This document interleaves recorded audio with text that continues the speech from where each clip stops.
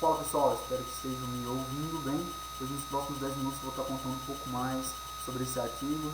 Viroide, HSVD, efeito no hospedeiro, humus, lúpulos, transcrição e suas interações com orídio, podófila, maculares do lúpulo. Meu nome é Giovanni Canedo, sou aluno do Ciclo no campus do Itaí, do curso de Agronomia e da disciplina de Fitopatologia 2 do professor Milton Lima. A referência do artigo está aqui no canto inferior à esquerda. Vendo um pouquinho da cara dele, a gente percebe aqui então os autores que descreveram, né, e a sua faculdade de ensino. Aqui em cima o link para você acessar, que vai estar nos comentários dessa revista. Partindo do que importa, na introdução a gente começa a pesquisar e entender que esse viroide não é atual, ele já aconteceu a primeira vez na história. Nos Estados Unidos, que é o maior produtor, né, seguindo do segundo, no caso seria a Alemanha, que eles dominam ali 85% desse mercado.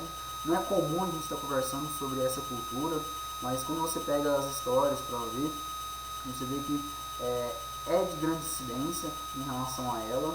E se caso a gente tem ocorrência dentro da fitopatologia, cabe a nós, estudantes, profissionais, estar realmente estudando um pouco mais sobre esse agente causal.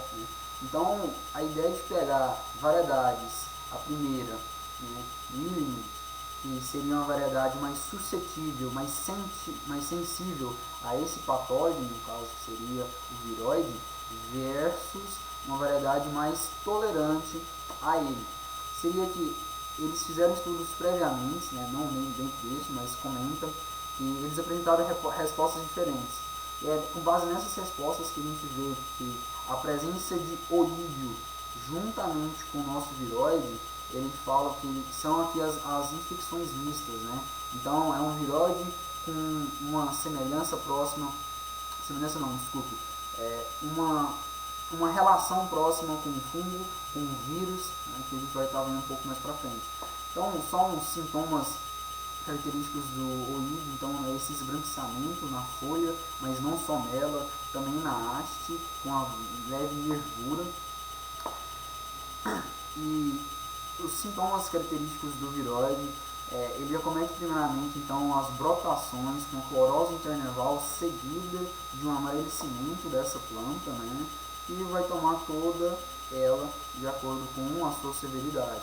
Portanto, o objetivo desse trabalho foi identificar as alterações no transcriptoma de folhas de lúpulo resultando em infecção por HSVD de um cultivar sensível, coisa que eu falei, e não só isso, mas também observar se caso a sua suscetibilidade proporciona uma melhor ou pior infecção ao orídio, que aqui a gente está caracterizado como HPN.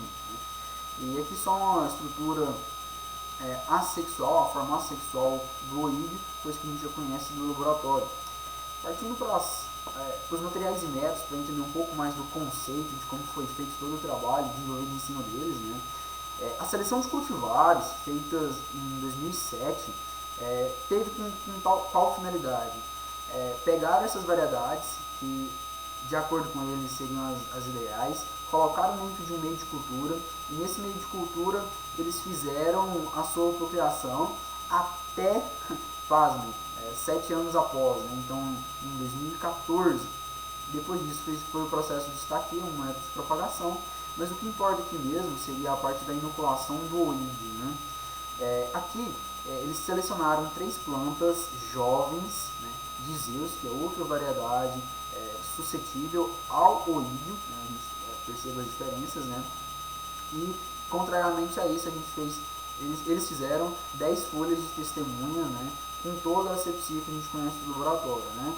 Então, clorito, álcool e a sua tríplice de lavagem.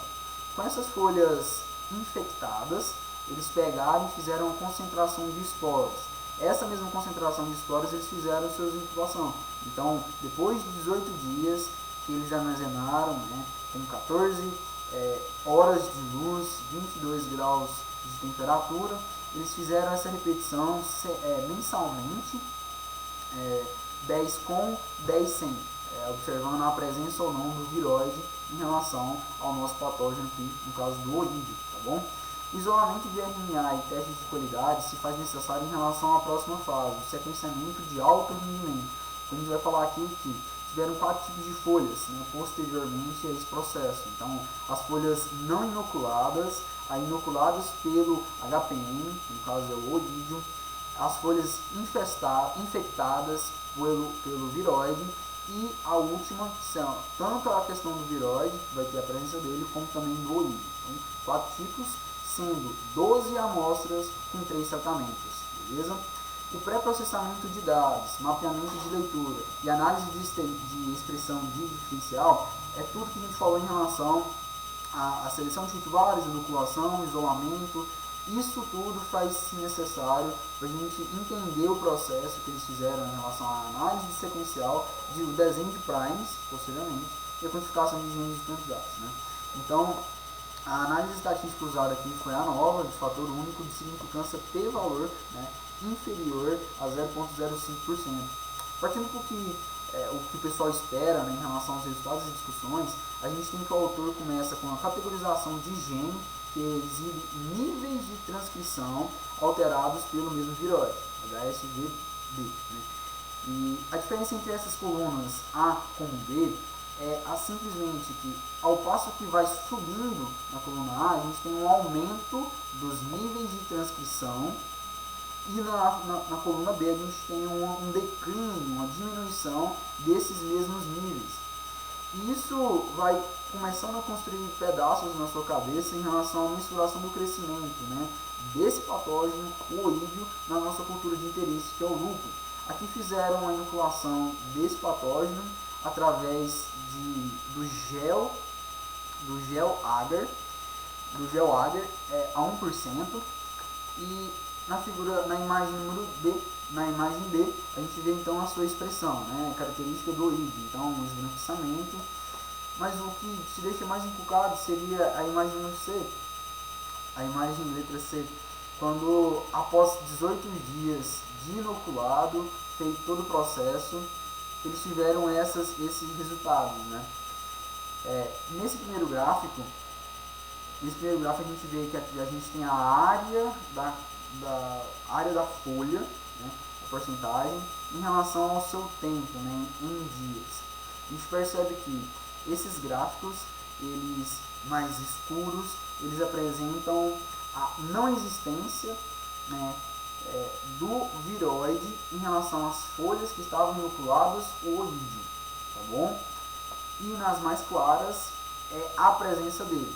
Então a gente está falando que nas escuras a gente tem livre acesso, né, livre do viroide, e na branca a sua presença.